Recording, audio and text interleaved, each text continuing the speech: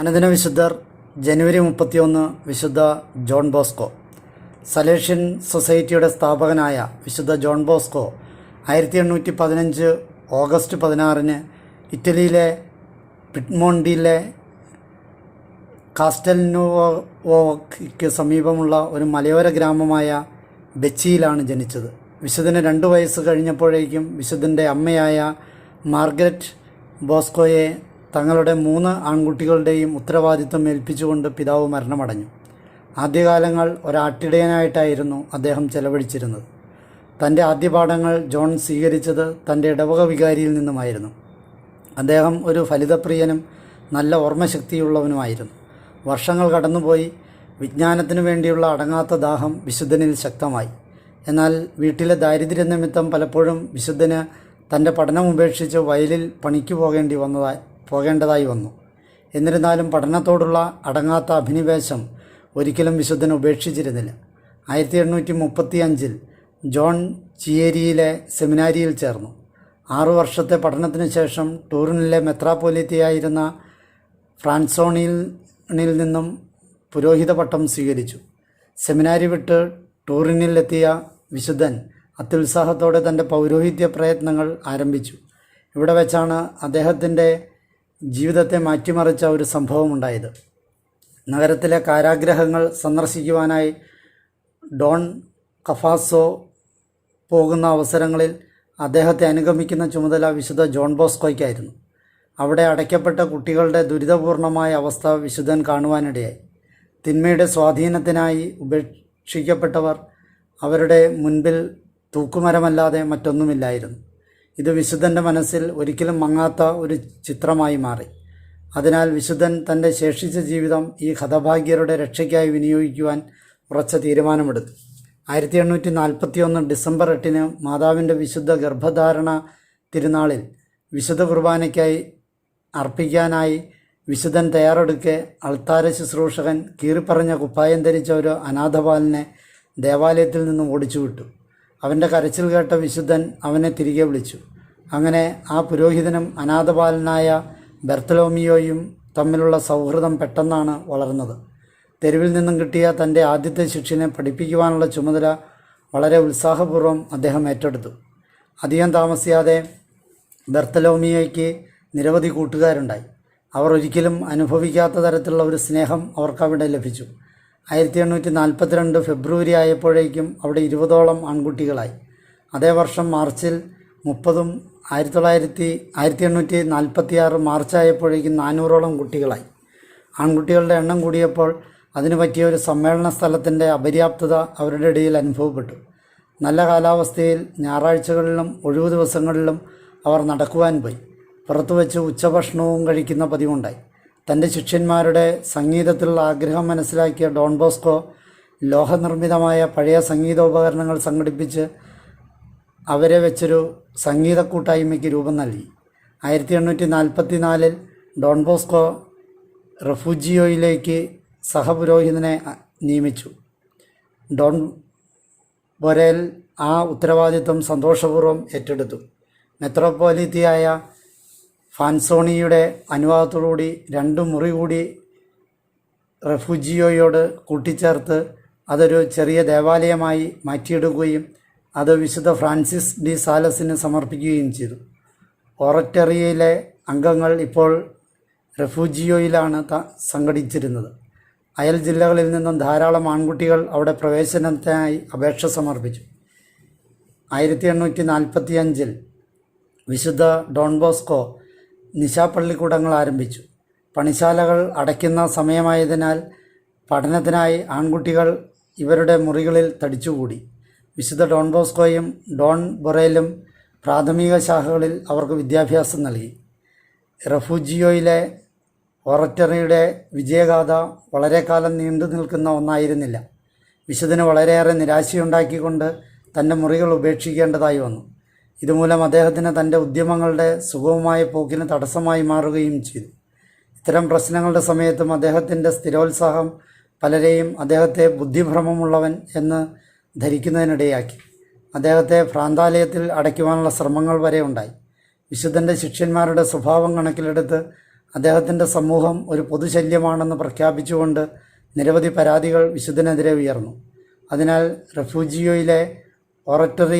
റഫ്യൂജിയോയിൽ നിന്നും cent മാർട്ടിൻസിലെ cent Peter's ദേവാലയാങ്കണത്തിൽ കൊട്ടലങ്കോയിലേക്കുള്ള വഴിയിലെ 3 റൂമുകളിലേക്ക് മാറ്റി.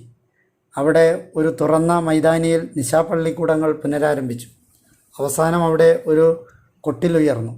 അതിലൊരു ഒററ്ററി വളർന്നു വരികയും ചെയ്തു.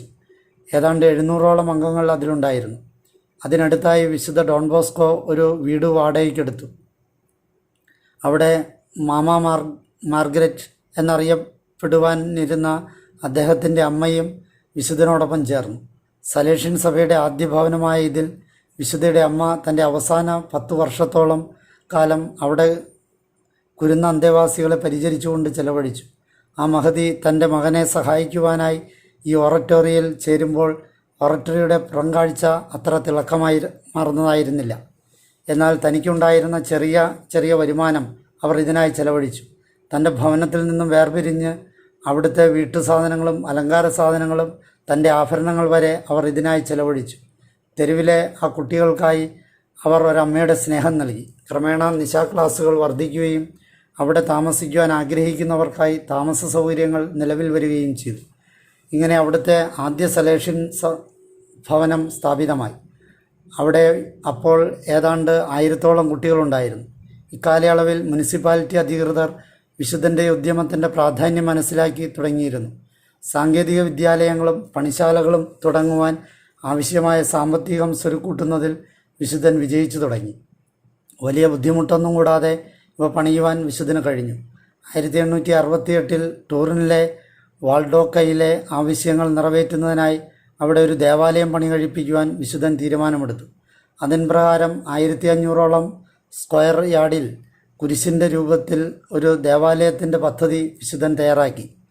ഇക്കാര്യത്തിൽ വേണ്ട ധനം സമാഹരിക്കുന്നതിൽ വിശുദ്ധന് വളരെയേറെ ബുദ്ധിമുട്ടുകൾ നേരിടേണ്ടതായി വന്നു. എന്നിരുന്നാലും വിശുദ്ധൻ്റെ ചില സുഹൃത്തുക്കളുടെ സംഭാവനകളാൽ അവസാനം ഈ ദേവാലയത്തിൻ്റെ നിർമ്മാണം വിശുദ്ധൻ പൂർത്തിയാക്കി. ഏതാണ്ട് 10 ലക്ഷത്തിലധികം ഫ്രാങ്ക് ഇതിൻ്റെ നിർമ്മാണത്തിനായി ചെലവായി. 1868 ജൂൺ 9 ദേവാലയം അഭിഷേകം ചെയ്യപ്പെടുകയും ക്രിസ്ത്യാനികളുടെ സഹായമായ പരിശുദ്ധ മാതാവിൻ്റെ മധ്യസ്ഥത്തിൽ സമർപ്പിക്കുകയും ചെയ്തു.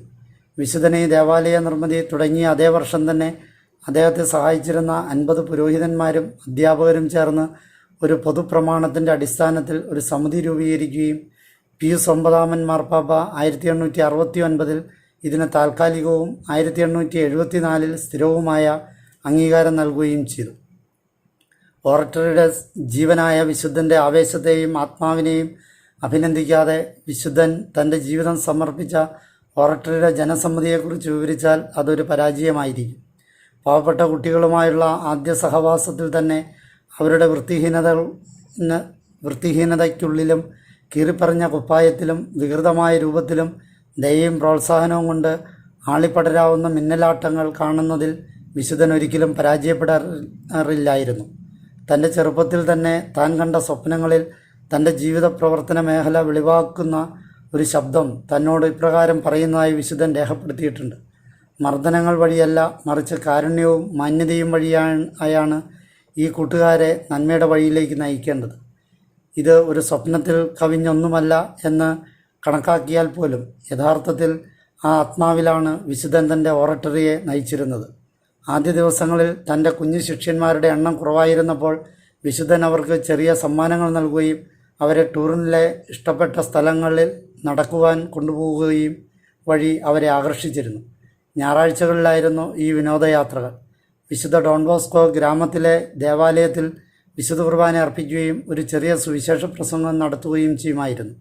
അതിനുശേഷമുള്ള പ്രാതലിനെ തുടർന്ന് കായിക വിനോദങ്ങൾ, ഉച്ചകഴിഞ്ഞ് സന്ധ്യാപ്രാർത്ഥന, തുടർന്ന് വേദോപദേശവും കൊന്തയെത്തിക്കലും ഇതായിരുന്നു അവിടുത്തെ ഒരു ദിവസം. മൈതാനത്ത് കുമ്പസാരത്തിന് തയ്യാറായി മുട്ടുകുത്തി നിൽക്കുന്ന കുട്ടികൾക്കിടയിൽ വിശുദ്ധനിരിക്കുന്നത് ഒരു സ്ഥിരം കാഴ്ചയായിരുന്നു. വിശുദ്ധ ഡോൺ ബോസ്കോയുടെ അധ്യാപന ശൈലിയിൽ ശിക്ഷണം എന്നൊന്നില്ലായിരുന്നു. അനുസരണക്കേടിന് കാരണമാകാവുന്ന സാഹചര്യങ്ങൾ അദ്ദേഹം മനഃപൂർവ്വം ഒഴിവാക്കി. ഇത് അഭിനന്ദിക്കാതെ പോയാൽ ബാലിശമായിരിക്കും. വിശുദ്ധൻ്റെ അഭിപ്രായത്തിൽ ഒരു അധ്യാപകൻ എന്നാൽ ഒരു പിതാവിനെ പോലെയും ഉപദേശകനെ പോലെയും ഒരു സുഹൃത്തിനെ പോലെയും ആയിരിക്കണം. ശിക്ഷണത്തിന് പകരം പ്രതിരോധ ശൈലി സ്വീകരിക്കുന്ന ആളാവണം അധ്യാപകനെന്ന് അദ്ദേഹം തൻ്റെ ജീവിതത്തിലൂടെ പഠിപ്പിച്ചു. ശിക്ഷണത്തെക്കുറിച്ച് വിശുദ്ധൻ ഇപ്രകാരം പറഞ്ഞിട്ടുണ്ട്: നമ്മുടെ കഴിവിൻ്റെ പരമാവധി ശിക്ഷ ഒഴിവാക്കണം. ഭയം പ്രചോദിതമാകുന്നതിന് മുമ്പേ സ്നേഹം ആർജിക്കുവാൻ ശ്രമിക്കുക. 1887 വിശുദ്ധൻ എഴുതി: ഇവരെ ബാഹ്യമായി ശിക്ഷിച്ചതായി ഞാൻ ഓർക്കുന്നു പോലുമില്ല.